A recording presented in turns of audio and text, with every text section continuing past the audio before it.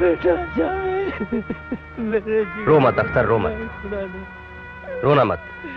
मैं कुछ तो करूंगा, मैं कुछ तो करूंगा तुम्हारे लिए। हिम्मत रखो अख्तर, हिम्मत रखो।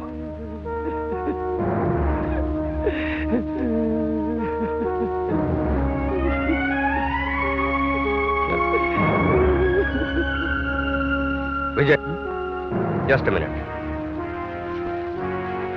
मैं तुमसे बात कर सकता हूं?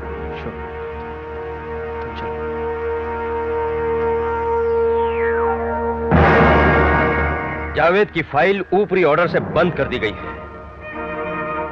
There will be no official investigation, लेकिन मेरी कोशिश जारी रहेगी।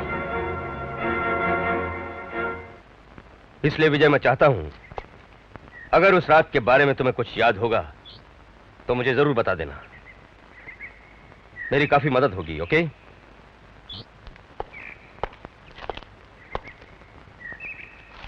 एक बात है विजय, जावेद की मौत का ताल्लुक तुम्हारे इस इलेक्शन से है।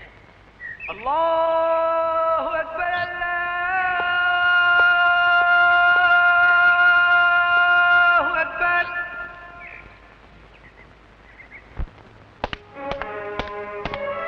नहीं नहीं नहीं नहीं, इसे मत फाड़िए। इलेक्शन के बाद हम यहाँ से चले जाएंगे। मैं खुद इसे नहीं फाड़ना चाहता। अब हम यहाँ नहीं रहेंगे।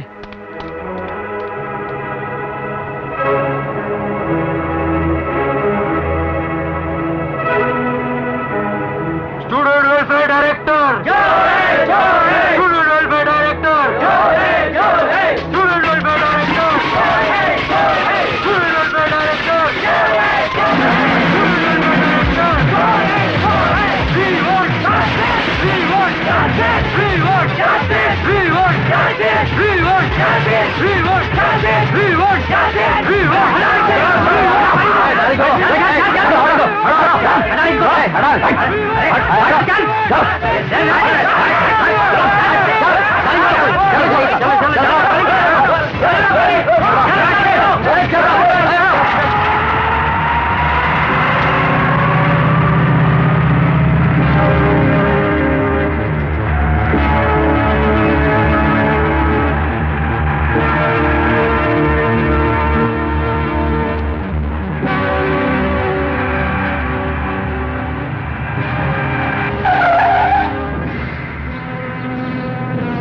लो आ गए गवर्नर साहब। साला करीम ऐसी गलती करेगा यकीन नहीं आता। हाँ यार, चला उठाने को बोला था, मार ही दिया। अब क्या होगा? अब क्या बचाएगा तेरा बाप? क्या हो रहा? कुछ नहीं, चलो।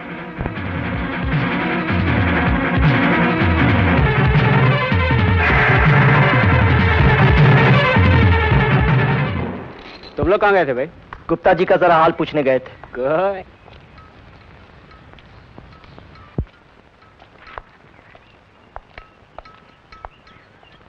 तो स्टूडेंट्स का ये कहना है कि फॉर्म भरने में उनसे कोई गलती नहीं हुई।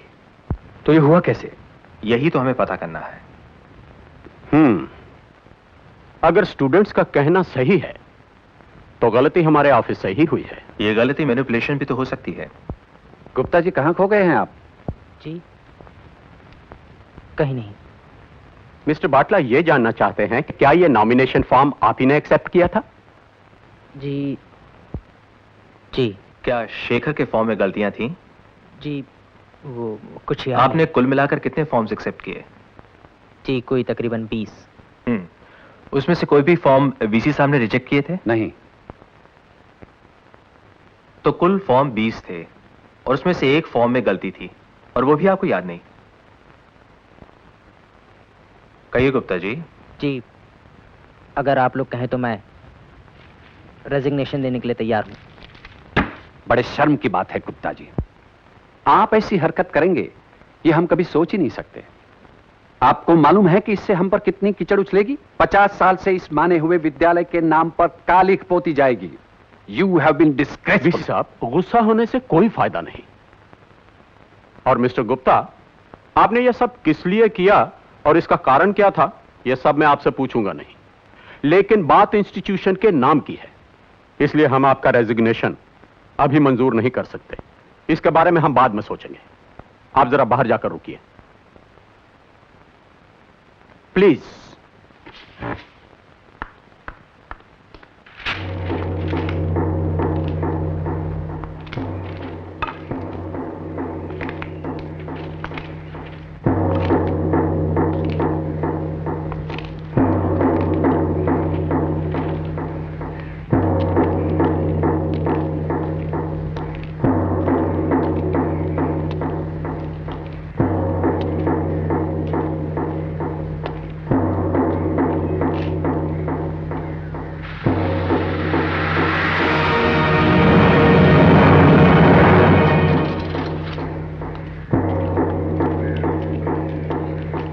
काम हो जाने के बाद मुआवजा ले लेना। और याद है दुबे के भाई को कुछ ना हो। अच्छा चलो।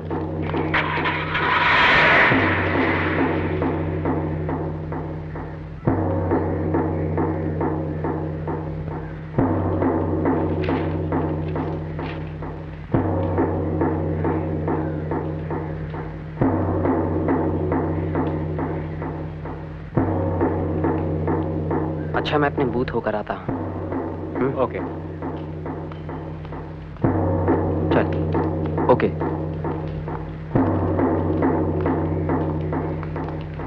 क्या हुआ विशाल?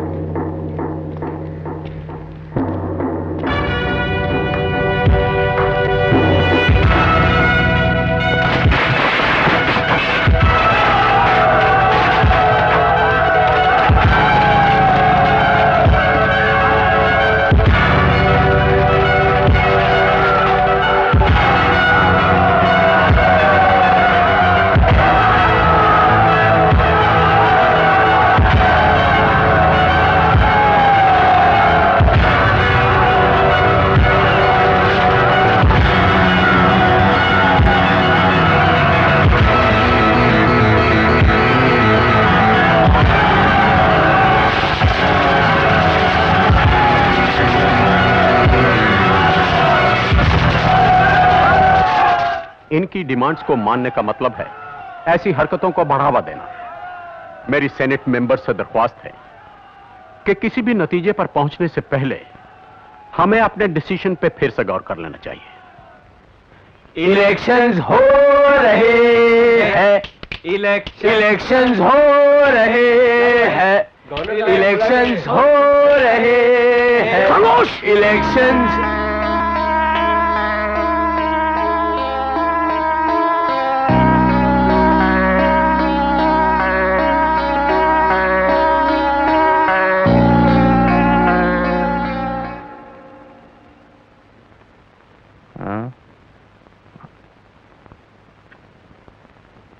Thank you very much governor साहब, थैंक यू।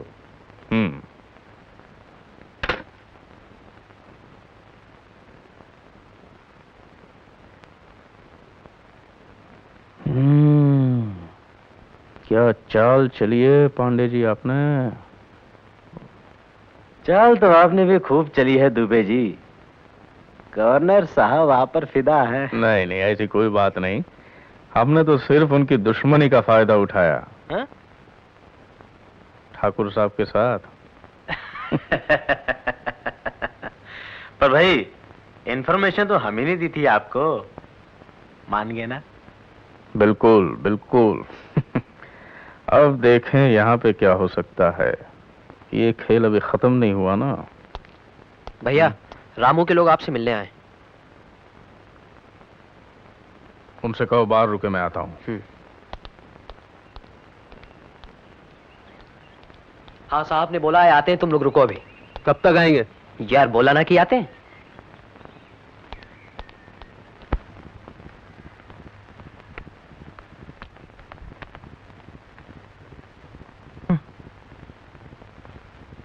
जावेद की मौत का ताल्लुक तुम्हारे इस इलेक्शन से है।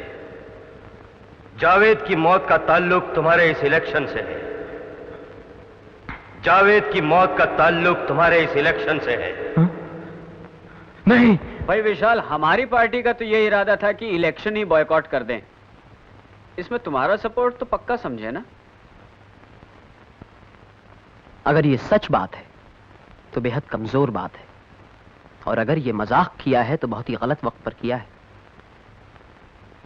देखिए कल्पना जी, शेखर का नाम तो सेनेट ने वैसे ही नामंजूर कर दिया है, और अगर अब भी हम दोनों एक दूसरे के साथ नहीं हुए तो अरविंद और राज बेधड़क ये इलेक्शन जीत जाएंगे। लेकिन मेरा नाम निकल जाने से तो फायदा सिर्फ तुम्हें ही होता ना। यार हमें इस बात से इनकार कब था? और वैसे भी मैंने विजय से इस बारे में खुल्लम खुल्ला बात की थी। असल बात यह थी कि अजय और ठाकुर साहब को पता चल चुका था कि हम दोनों एक दूसरे को सपोर्ट करने जा रहे हैं, और तब उन्होंने ये फॉर्म्स वाला बखेड़ा खड़ा कर दिया ताकि हम दोनों के बीच गलत फहमी। स्ट्राइक में रामू के लोग कौन? यार मैं नहीं जानता। अरे वही जिन्होंने थोड़े बहुत अपने हाथ पैर हिला लिए थे, याद नहीं है? तुम्हें कैसे मालूम? मैडम 25 साल इस शहर में घास नहीं काटी है हमने। अगर आपको याद हो तो विजय के आने से पहले ही विशाल उठकर चल दिया था।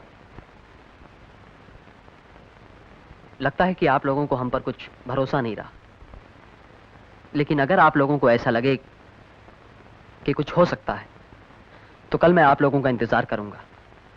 और कल्पना जी, इलेक्शन में सिर्फ एक दिन बचा है। अच्छा हाँ, ये स्ट्राइक किसने तोड़ी इसके बारे में मुझे कुछ नहीं पता है, लेकिन ये फॉर्म्स की गोलमाल में किस किस का हाथ है इस पर गुप्ता जी जरूर कुछ रोशनी डाल सकते हैं। बस मुझे इतना ही मालूम है। झूठ बोलता है साला। मेरा नाम किसी भी वजह से कटा हो सतीश, लेकिन राज और अरविंद इलेक्शन जीत जाए, यार ये मुझसे सहन नहीं होगा। मेरे ख्याल से अब तो एक ही तरीका है, हमें विशाल की पार्टी से मिल लेना चाहिए। मुझे तो कोई एतराज नहीं। इतना सब जानने के बाद भी तुम लोग विशाल को ही सपोर्ट करना चाहते हो? वरना चारा ही क्या है सतीश? विशाल के लोग तो इलेक्शन जीतेंगे नहीं, और हमारी पार्टी को सिर्फ एक ही पोस्ट मिलेगी। ठाकुर साहब भी फायदे में रहेंगे। ठाकुर साहब की करतूत तो साबित करना आसान है, मुश्किल तो विजय को मनाने की है, क्योंकि वो और उसके असूल एक साथ ही खत्म होंगे।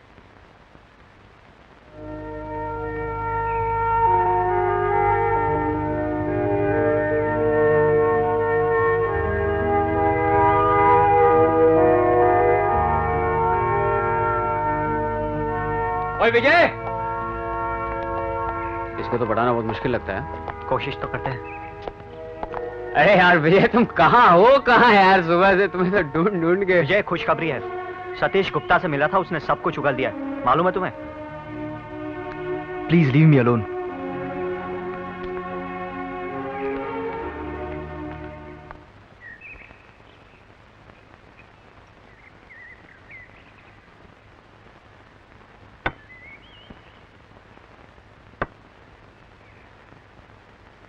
अच्छा हुआ विजय तुमने बता दिया कि रेनकोट तुम्हारा था, इससे बात और भी साफ होती है।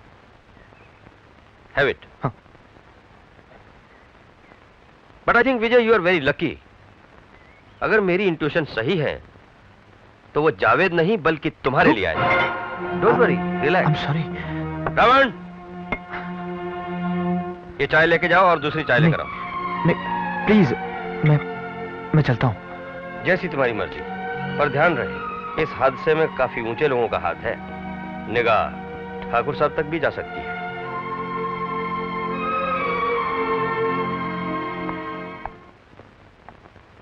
भैया ये है कल्पना अवस्थी। हाँ, आइए, बैठिए बैठिए बैठिए बैठिए। देखा भाई, वो कहावत है ना, देर है अंधेर नहीं। अच्छा हुआ आप और विशाल आज मिल लिए, वरना कल इलेक्शन में शायद आपका ही नुकसान होता। ये बात तो सच है, पर अब भी हमारी पार्टी के सब लोग इस बात से खुश नहीं हैं। होंगे भी नहीं, कभी नहीं होंगे। लेकिन एक समझदार आदमी को अपने पराये की पहचान होनी चाहिए।